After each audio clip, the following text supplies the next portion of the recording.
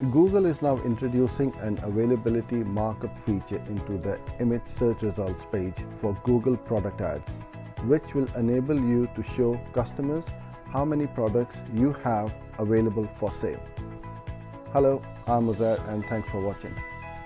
When you search for a product on Google, you may have noticed that certain products are displaying the availability on the ads. This is a new feature introduced recently called Google Product Ads Availability Markup. Shopping image search results. The availability of products will now be shown within the image results. Products that are in stock will display as green, and those out of stock will be red. This makes it easier for your customers to see at a glance what is available for them to buy.